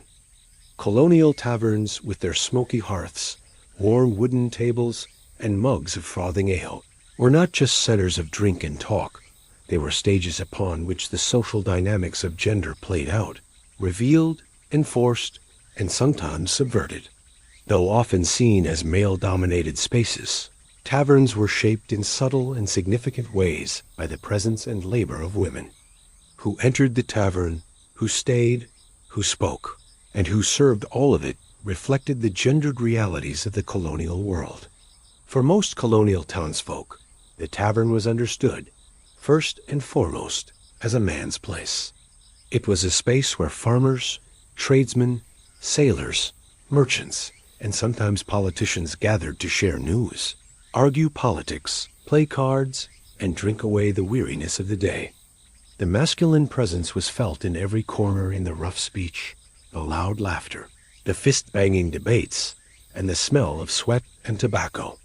There, men could relax away from the expectations of family life, performing a kind of public masculinity rooted in independence, competition, and camaraderie. Women's presence in these spaces, though less visible, was nonetheless constant and complicated. Some women entered taverns not as patrons but as laborers. They scrubbed the floors, washed the linens, and cooked the meals. These women, often enslaved or indentured, worked from sunrise to far past sundown, invisible to many patrons, yet critical to the tavern's operation. Their hands chopped, kneaded, and stirred. Their feet padded back and forth from kitchen to hall. Their voices, often hushed, gave orders to one another in the back rooms. They did not drink or sing with the guests, but they made the drinking and singing possible. Other women held more prominent positions, wives, widows, or daughters of tavern keepers, who helped manage the household and, by extension, the business. Some women even owned and ran taverns themselves, particularly widows who inherited their husband's license or trade. In such cases, women became business operators in a world that otherwise restricted their legal and economic agency. They ordered barrels of beer, handled credit accounts, mediated disputes, and made decisions that affected the entire community. These female tavern keepers had to balance respectability with the demands of a rowdy and unpredictable clientele, walking a narrow line between hospitality and authority.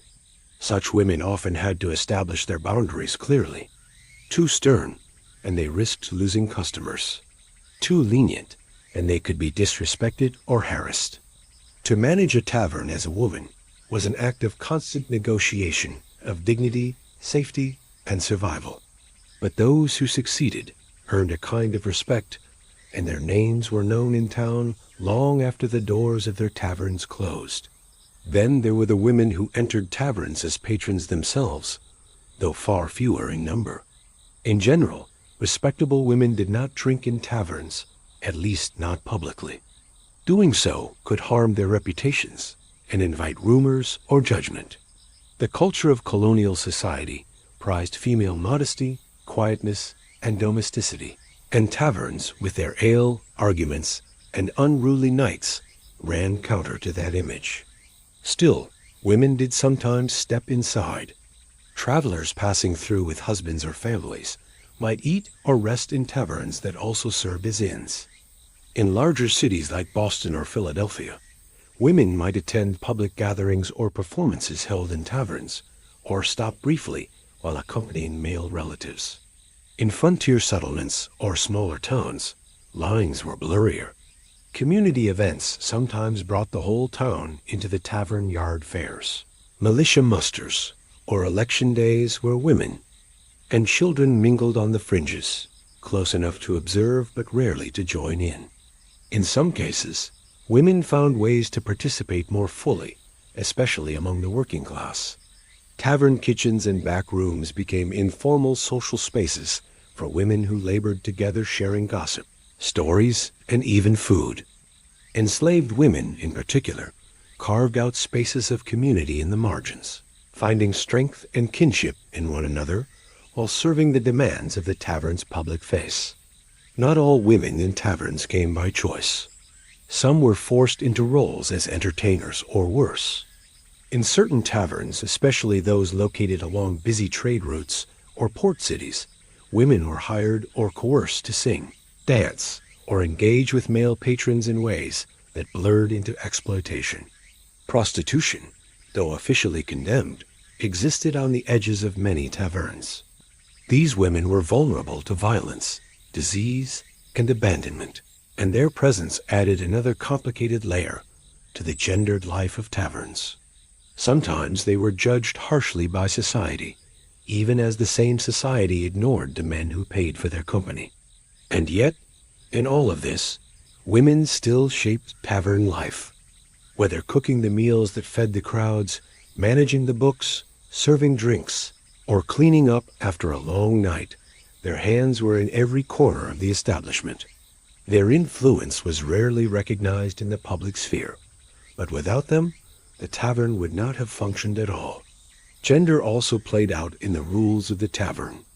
Certain games or competitions, wrestling, arm wrestling, shooting contests were open only to men. Men's clubs or political groups met in back rooms, often debating laws that would affect women who had no voice in the conversation. Laws regarding alcohol sales and tavern conduct were written by men, enforced by men, and centered around male behavior. Still, women's presence lingered, subversive and resilient. They listened from the kitchens. They cleaned up the spills and overheard the boasts. They stitched curtains, baked bread, and knew who owed what on their tab. In their silence, they carried the stories of the tavern forward. And in the rare moments when they took center stage owning a tavern, delivering a sharp retort to a drunken insult, standing behind the bar, they redefined what it meant to hold space in a world built to keep them out. The story of taverns and gender in colonial America is not just one of absence or exclusion. It is one of adaptation, resistance, and presence in the margins. The men may have spoken the loudest, but the women built the walls that held the roof over their heads. Colonial taverns were many things: lively, welcoming, essential, but they were also dangerous.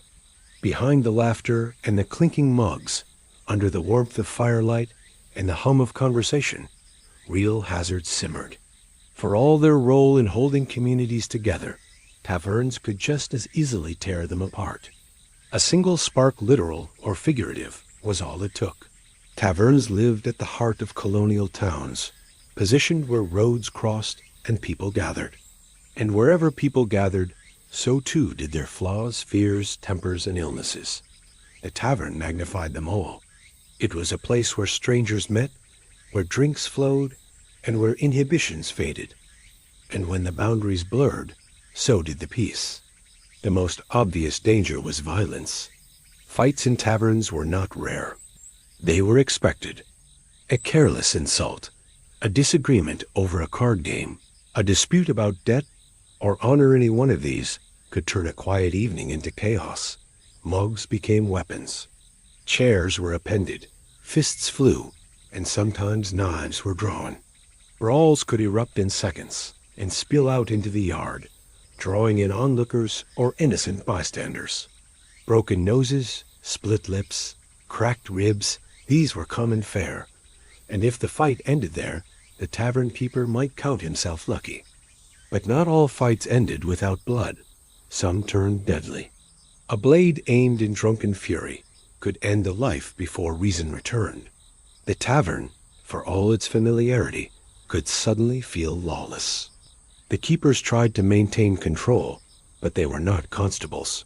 They were merchants, cooks, mothers, widows. Their power only extended as far as their voice could carry, and when ale took hold, voices were often drowned out. Drunkenness itself was a constant threat, not just to others, but to the drinker. Colonial spirits were strong and unfiltered. Rum flowed in generous cups, cider was stronger than wine, and distilled liquors could hit like fire. Without modern understanding of moderation or addiction, many patrons drank until their speech slurred, their balance faltered, and their senses dulled entirely. A man who drank too much might pass out by the hearth, or he might stagger out into the cold night and never be seen again. Winters were especially cruel. More than one traveler was found frozen in the fields near a tavern, too drunk to find his way home. Drowning in nearby rivers or streams after a heavy night of drinking was another all-too-common fate. A short stumble could become a fatal misstep. Inside, drunkenness eroded judgment. Words grew meaner, hands rougher. Domestic arguments started here, especially when husbands drank away wages or tempers flared. Tavern keepers sometimes turned a blind eye, unwilling to confront regulars or risk losing customers. But for the women who had to deal with the consequences at home, the danger was real and lasting. Disease, too, found a home in the tavern.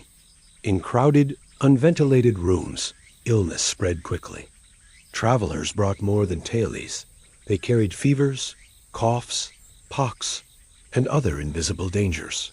A man might arrive from a distant colony with a scratchy throat, and by week's end, half the town was ill.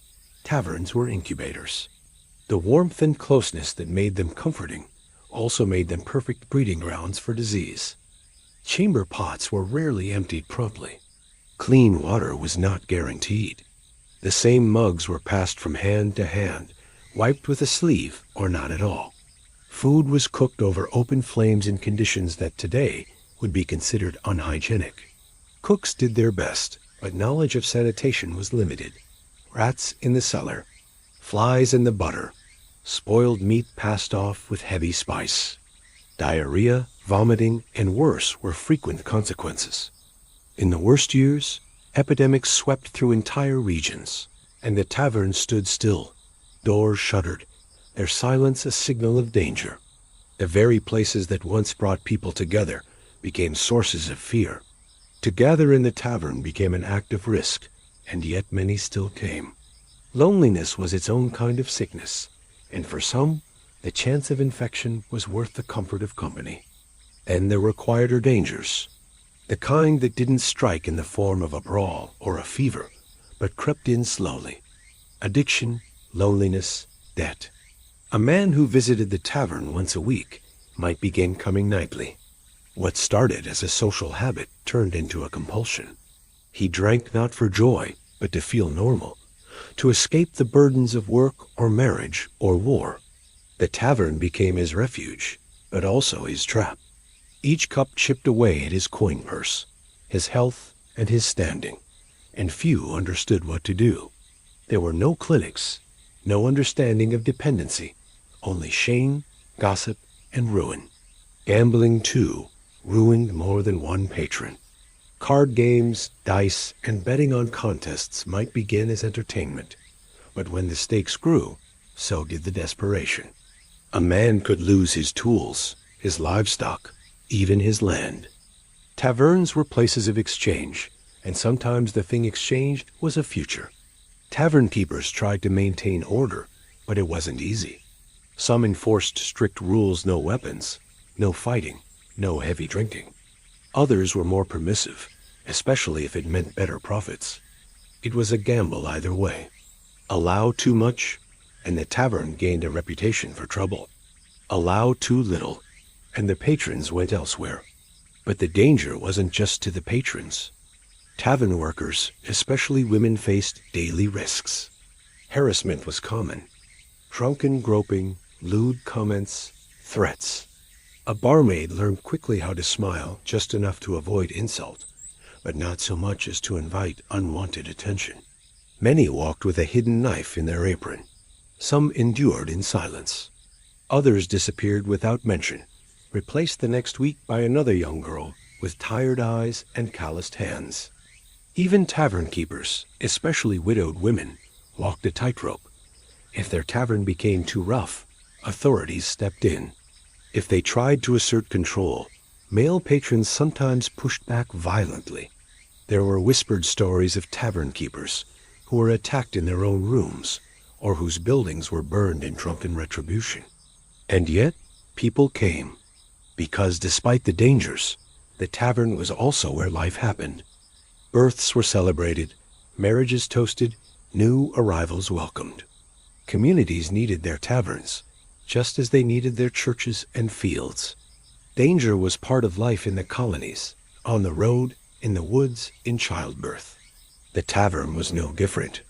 It was where people lived, fought, failed, laughed, and remembered.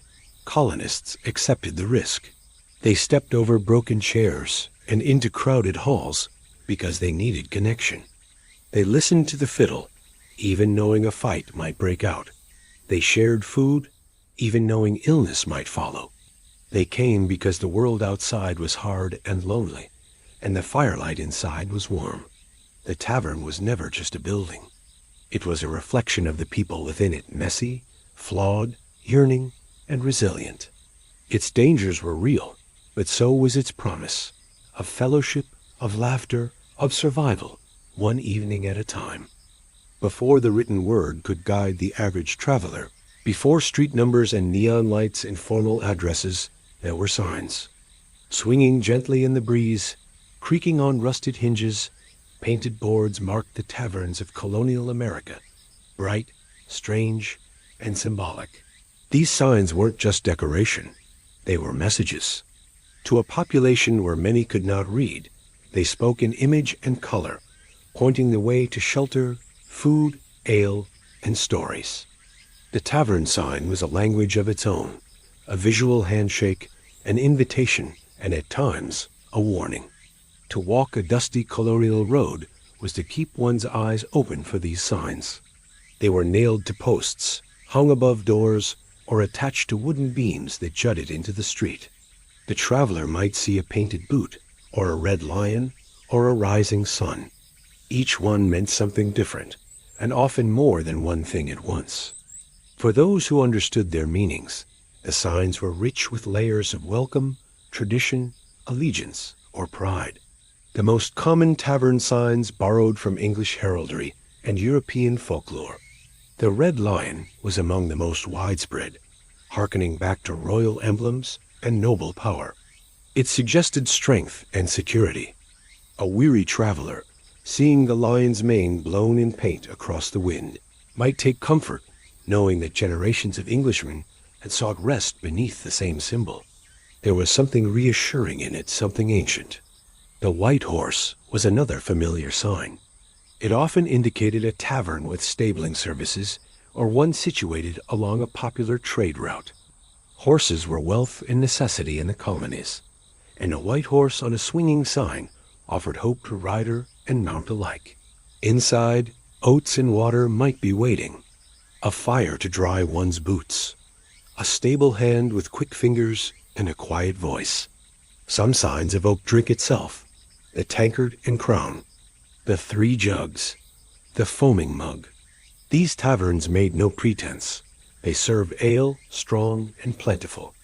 They were places of laughter and loud voices, where the benches were worn and the mugs heavy. Others chose religious or philosophical emblems, the Adam and Eve, or the Tree of Life. Some signs were playful, featuring jesters, foxes, or dancing bears. A few were even gaudy, with painted couples or cheeky phrases, hinting at the kind of crowd one might find inside. For those who couldn't read children, the poor, enslaved laborers, or newly arrived immigrants, these signs served a crucial purpose.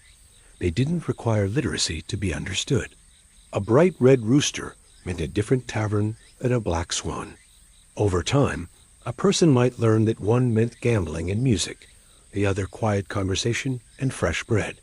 People remembered colors and shapes, not names and words. The signs were often hand-painted by local artisans. Some were crude, simple shapes in thick paint, chipped at the edges. Others were surprisingly elegant, with careful brushstrokes and intricate design. The sign was a reflection of the keeper's pride. A well-kept sign meant a well-kept house. A cracked or faded one might suggest trouble, or that the last keeper had died and no one had taken up the trade. Patrons noticed. Symbols could also carry political weight. During the years leading up to the American Revolution, tavern signs quietly signaled allegiance. A tavern might rename itself the Liberty Tree or the Sons of Freedom, subtly declaring its patriot sympathies. Meanwhile, others held fast to British tradition, displaying the king's settlers or naming their establishment the Crown and Cross scepters. These were dangerous declarations in uncertain times. A sign wasn't just an invitation, it could be a provocation. Some signs even included images of local wildlife or landscapes, beavers, pine trees, or mountain ranges. These appealed to frontier pride, to settlers who saw themselves as part of a new world carved from wilderness. A painted beaver might suggest the tavern catered to trappers or fur traders. A sign showing a canoe could indicate welcome to indigenous travelers or traders, though more often it served as exotic window dressing meant to evoke the wild. Travelers gave directions based on tavern signs. Take the road past the Golden Harp, and turn left at the Black Boar. In towns without formal maps, signs became landmarks. They were part of the oral geography, embedded in memory and speech. Meet me by the Hanging Goose. I saw him last outside the Crooked Apple. Children learned the signs before they learned to read. They tugged at sleeves, pointing at the painted fish or the smiling sun, repeating names without knowing letters. Even among the enslaved, signs became part of the mental map, one of the few ways to orient oneself in a world of forced dislocation. A familiar sign meant a familiar stop. A name whispered between laborers at night might include the mention of a place with a blue anchor or a leaping hare. Tavern signs were often repaired, repainted, or replaced entirely when new owners took over. But many kept the old names, honoring the traditions of the house.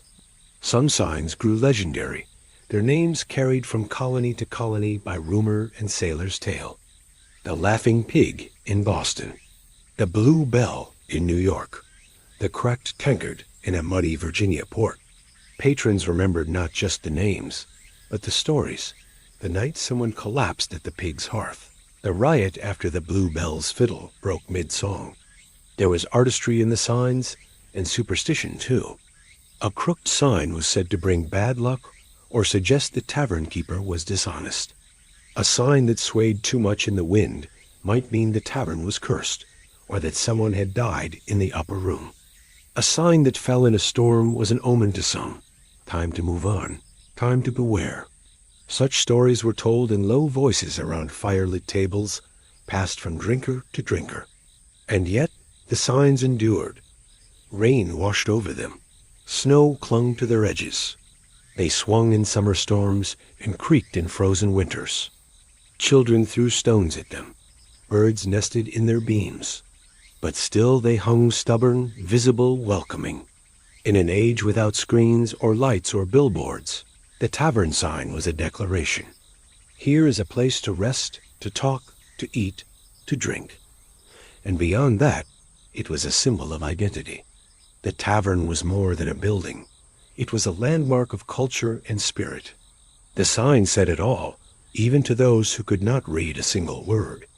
In the end, the tavern signs of colonial America were not merely for finding one's way through town. They were about finding one's place in the world. They were stories painted in wood and iron, promises, warnings, welcomes, dreams. And for those walking the long road, weary and unsure, there was no sweeter sight than a hand-painted sign swinging over a tavern door, the firelight glowing just beyond the threshold, and the knowledge that for a little while, at least they had found somewhere to stop and breathe. To the casual eye, a colonial tavern might seem like a place of noise and drink, of laughter by firelight and tired travelers seeking shelter.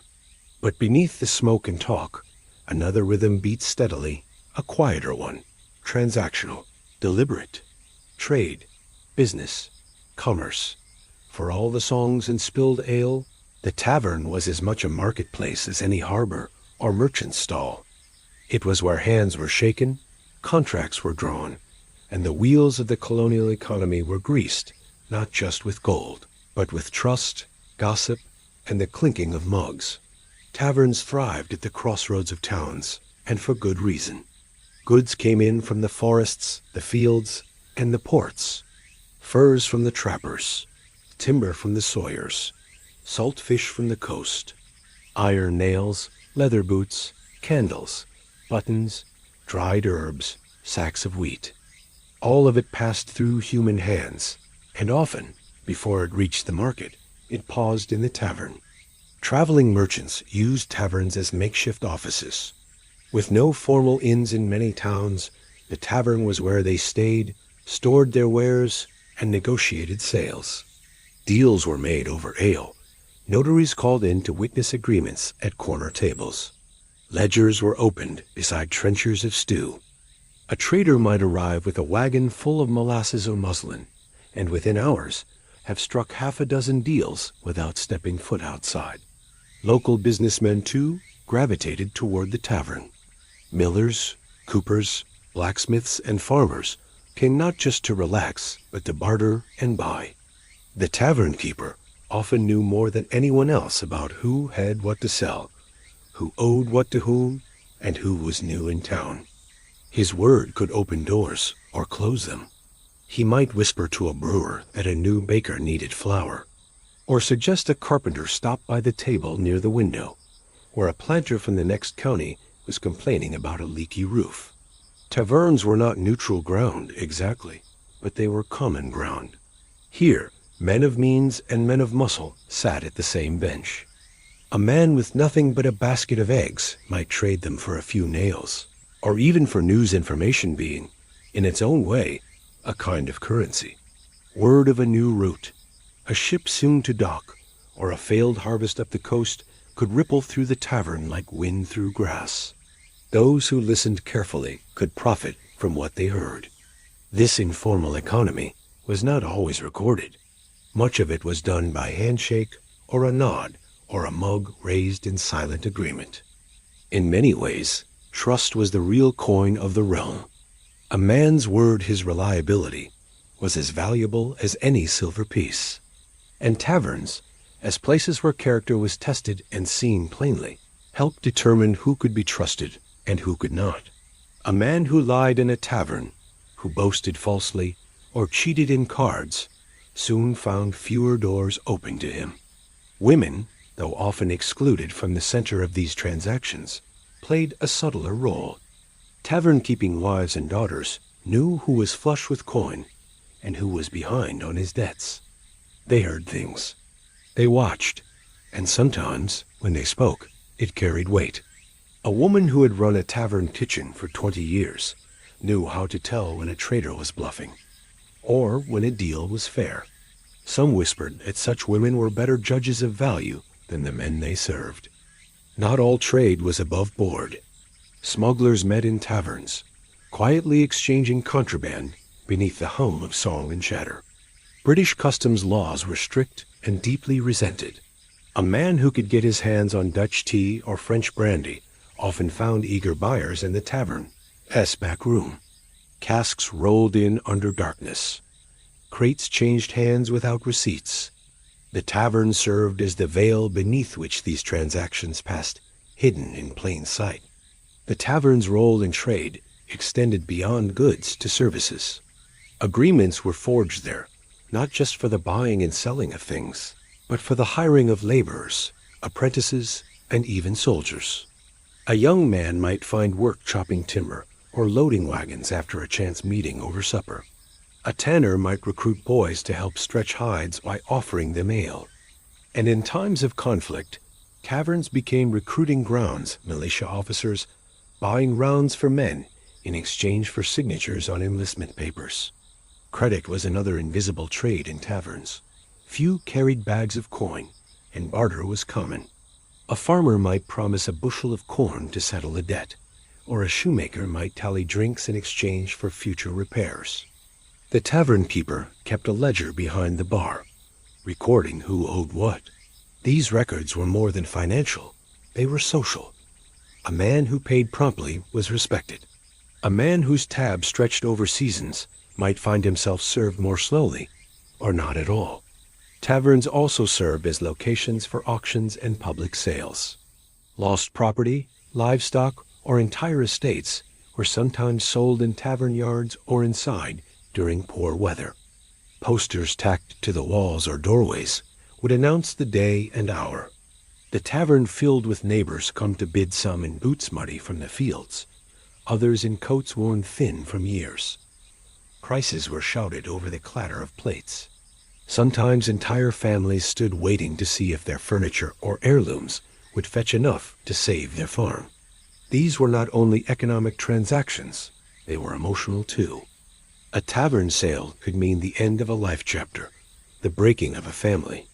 But it was in the tavern, too, that help might be quietly offered. A wealthier man might bid high not out of greed, but out of kindness, buying a neighbor's tools only to give them back. Others, more ruthless, took advantage of hardship. And the tavern saw it all. On market days, taverns thrived. Farmers came in from miles around, their carts heavy with produce.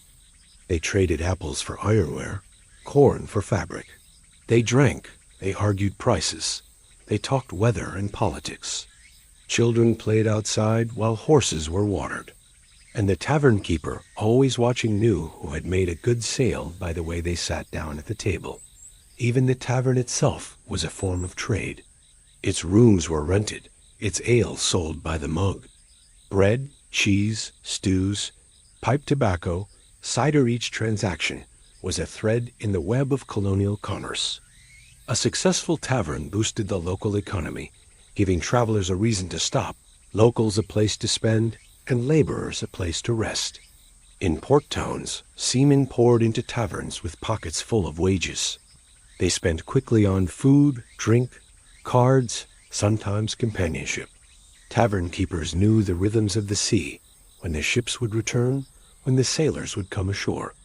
And merchants, too, timed their arrivals to these tides, knowing the tavern would be full of fresh coin and empty hands. And so, across the colonies, trade and tavern life moved hand in hand. The tavern was not just a place of leisure. It was an engine of economy, humming with the invisible currents of barter, debt, gossip, and gold. It was where fortunes were made quietly, and sometimes lost even faster.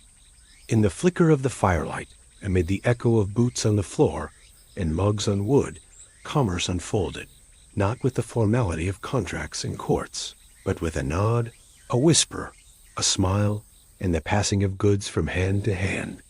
Life in a colonial tavern was never static. It rose and fell with the rhythm of the seasons, as natural and inevitable as the turning of the earth itself. Though the walls remained the same wooden beams blackened by hearth smoke, floors worn smooth by boots and sweeping skirts, what happened within them shifted with each change in weather. Some seasons brought noise, music, and overflowing mugs. Others arrived with quiet, stillness, and the hush of snow against the shutters. A tavern's true pulse could only be understood when traced through the year. Spring came like a breath held too long, finally exhaled. After the long months of snow and ice, when roads had been impassable and visits rare, people returned. Boots dripped with thawed mud. Cheeks reddened, not with cold but with sun. Farmers began emerging from the deep quiet of winter, exchanging news on the first green shoots of wheat, or whether the frost had killed their early plantings. Taverns filled again, not in the riotous way of fall, but with a gentler eagerness. With spring came fresh topics of conversation: crop prices, animal births, floods, late freezes. The menu changed too. Early greens like dandelion and sorrel found their way into meals. Eggs were more plentiful. Barrels were opened and inventories counted. Tavern keepers checked supplies, cleaned chimneys, opened shutters wider to let in new air. After months of huddling close, the world stretched out again, and the tavern reflected that mood lighter, hopeful, awake.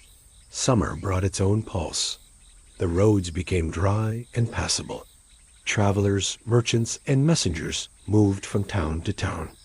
Taverns along trade routes boomed with activity. Carts rolled in bearing goods. Messengers paused to rest and share news. Peddlers opened their satchels to sell thread, combs, ribbons, and trinkets.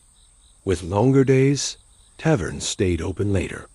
The outdoor benches filled in the golden light of evening, as men gathered for drink and women stopped by to collect gossip or trade. Children peered in the windows or ran through the yards, the freedom of the season etched in their bare feet and sun-browned arms. Taverns near rivers saw boats pull ashore, their crews thirsty for cider and stories. Fiddles played more often, and dance broke out in the open air.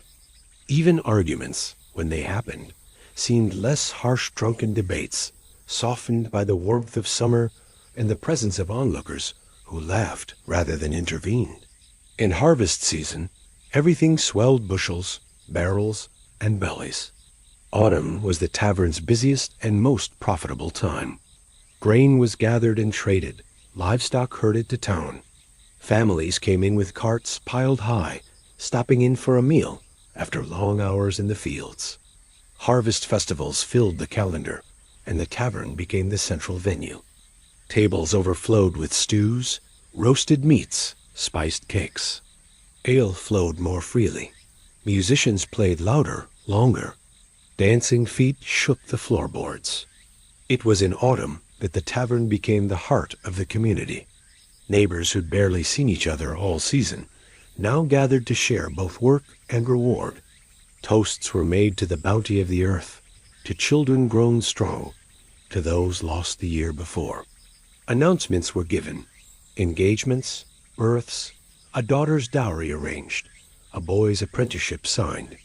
Even serious town meetings often took place in the tavern this time of year, when everyone was present and willing to sit a while longer. And then winter came. Winter changed everything.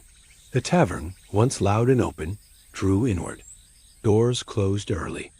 Guests clustered near the fire. Those who gathered did so with intent. It was not a season for idle wandering. Roads iced over. Snow drifted against the doors. The tavern became a haven. For some, it was the only building they'd enter beyond their own home between December and March. That closeness, that necessity, lent winter tavern life a different kind of intimacy. Conversations were quieter, longer. The clink of mugs was louder in the stillness. Stories were told, not for amusement, but to fill the space, to hold off the dark. Ghost tales, family legends, jokes remembered from warmer days. Children sat close under benches, listening to tales of old battles, far-off lands, or the freezing of rivers so thick a wagon could ride across them. Wood snapped in the hearth. Candles flickered in drafty corners. Food changed too. Root vegetables, salt pork, dried beans, preserved apples. Heavy meals meant to fill the belly and warm the bones. Drinks were hot mulled cider, thick chocolate, sometimes a dash of rum to stir the blood. Tobacco smoke lingered in the rafters. The smell of damp wool, pine logs, grease from a roasting potted, all mingled in a scent that was both harsh and comforting. But winter also brought risk. The sick came to the tavern seeking warmth and medicine. Someone coughing by the fire might bring fever to all. Brawls were more volatile cabin fever, short tempers, drink stirred together in a tight room. The walls of the tavern seemed to close in with the snow, yet few stayed away. To sit alone by a hearth gone cold was worse than risking the cough or the punch. There were holidays, of course. Christmas brought singing and strong drink, although the form of celebration varied depending on region and religious tradition. In Puritan towns, Christmas might pass quietly, but in others it brought greenery hung along beams, special cakes, and churchgoers warming up with cider after the service. Twelfth Night saw merriment, masked performances, mischief. New Year's Day might include toasts, loud voices, even visiting neighbors to share food and drink. In these times, the tavern filled with life again, however briefly, before the deep stillness of January returned. Tavern keepers adjusted with the seasons. They ordered differently, hired help as needed, and kept the firewood stacked high. In fall, they brewed extra. In spring, they aired out the linen. They knew the rhythm of their customers, their towns, and the land that shaped both. A good tavern keeper could predict, almost to the day, when the mood would shift, when drink orders would rise, when the dancing would begin, when the arguments would start, and when the silence would settle like snow. Seasonal changes even affected the tavern structure. In summer, the shutters were thrown open, doors left ajar. In winter, every crack was sealed with cloth or moss to hold in heat. Some taverns had summer kitchens separate from the main house to keep the heat away from diners. Others had heavy curtains to keep the warmth close to the hearth during the freezing months. And across all these seasons, the tavern remained a mirror to the world outside. In planting time, it was hopeful. In harvest, it was grateful. In summer, it was expansive. In winter, It was fierce and necessary. To every change of weather, it adapted. It endured. There was a kind of poetry in it, a tavern's year. Like the people who passed through it, it breathed with the land. The way a glass fogged in spring, the way laughter floated into summer air, the way boots stomped snow from the threshold. All of it part of a cycle, old as time. In truth, a tavern was never the same place twice. Not really. The furniture remained, the hearthstone the same, the bar top marked by the same old knife gouge, but the feeling shifted constantly with the world outside. One could visit in July and again in January, and feel as though stepping into two different lives. That was the magic of it. That was its strength. For colonial folk, the tavern was more than shelter. It was a living part of the year, a ritual, a gathering, a promise. That, no matter what the season, there would be light, there would be warmth, there would be company. And when the fields were bare and the wind howled, when the work was done and the sun fell early, they knew the fire still burned at the tavern, the door was still open. The seasons might change, but the welcome did not. Colonial taverns didn't simply vanish when the American Revolution ended or when the colonies matured into a new nation. Their echoes remained, deeply etched into the cultural bones of the emerging society. Though the names changed and the architecture grew more refined, the essence of what the tavern represented, the community hearth, the crossroads of life, carried forward. One only has to walk into a modern bar or pub, hear the murmur of voices over drinks, or glance up at a painted wooden sign swinging in the breeze to catch a glimpse of the past. Colonial taverns never truly disappeared. They evolved. In many ways, today's pubs owe their structure to those early establishments. The long wooden counter, where mugs were filled and accounts tallied, became the modern bar. The common room with its central fireplace transformed into the dining hall or lounge area. The back rooms, once reserved for secretive meetings or card games, became private booths. Even the chalkboard menu, listing daily offerings in quick scrawl, can trace its ancestry to the hand-lettered signs of colonial taverns that hung above the hearth or by the doorway. The function, too, remained astonishingly familiar. People still gather to share news. They come to forget, to remember, to celebrate, or to mourn. Politics are still argued over pints, just as they were in the shadow of revolution. Local issues are dissected at the bar, strategies whispered, alliances made or broken, all beneath dim lights and overshared drinks. The pub has always been more than a place to drink. It has been a venue for the life of the town to unfold. The social hierarchy of colonial taverns also shaped the tone and expectations of modern establishments. In the past, the quality of a tavern's clientele could define its reputation. Some served the gentry, offering wine, pressed linens, and fine chairs. Others welcomed farmers, trappers, and sailors, providing rough stools, hearty ale, and conversation without ceremony. This tradition persists. Upscale bars and rustic pubs both descend from the same ancestor, but have chosen to evolve in different directions. Yet both maintain the same unspoken rule. Here you are among people, for better or worse. Some of the superstitions and lore also linger. The barroom ghost stories that still get passed around today feel much like the tailies, told beside colonial hearth stories of men who vanished in the woods, of omens and misfortunes, of warnings carried on winter winds. In some places, taverns have become museums in their own right, preserved down to their beams and hearthstones. People step inside not just to drink, but to stand in a place where hundreds of feet once stood, to feel the closeness of lives lived and laughter long faded. The role of the tavern keeper, too, endures in the modern bartender. The person behind the counter remains more than just a server. They are often a confidant, a storyteller, a keeper of peace. In colonial days, a good tavern keeper had to know when to intervene in an argument, how to quiet a room, when to lend credit, and when to collect. The bartender today still watches the room with the same awareness, ready to pour another drink or stop one short. Even the entertainment echoes the past, where fiddlers once played in the corner and dancers stomped on wooden floors. Now there are jukeboxes, live bands, open mic nights. Laughter still rises in waves. Glasses still clink. Stories are still told. The instruments may have changed, but the songs are still about heartache, joy, mischief, and memory. And perhaps the most enduring legacy is the idea that there must always be a place to gather. In an age of screens and separation, the need for human proximity remains. We still seek the comfort of shared space, of familiar voices in low light.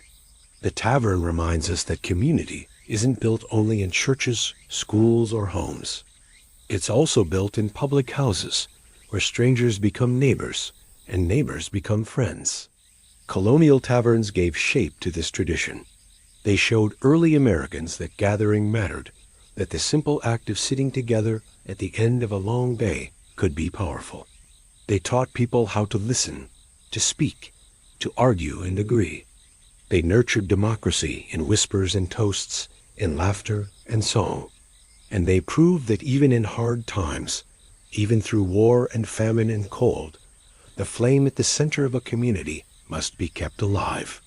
So when someone steps into a bar today, whether it's a neighborhood dive, a bustling city pub, or a quiet inn with creaky floors, they are walking into history.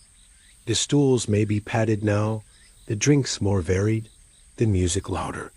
But the feeling is the same. Warmth, company, the soft hum of human life continuing on, just as it always has. The taverns may have changed, but their legacy is alive. Thank you for joining us on this journey through the creaking floorboards and smoky hearths of colonial taverns. These were more than just places to eat and drink. They were the pulse of a growing world, where politics stirred in whispers, deals were struck with handshakes, and stories unfolded in flickering firelight. Every scratched table and swinging sign had its place in shaping a young society. And though the years have passed and the buildings have changed, their spirit still lives on in every corner pub and neighborhood bar, where people gather, connect, and carry on a tradition older than the nation itself. If you found this glimpse into the past intriguing, please give the video a thumbs up and consider subscribing for more immersive history like this calm, thoughtful explorations of the forgotten corners of life that helped build our world. Your support helps us keep creating long-form, peaceful historical content made for late nights' curious minds, and anyone who's ever wondered what life once felt like. Feel free to share your thoughts or your favorite detail in the comments. We'd love to hear from you. And until next time, stay warm, stay curious, and thank you for watching.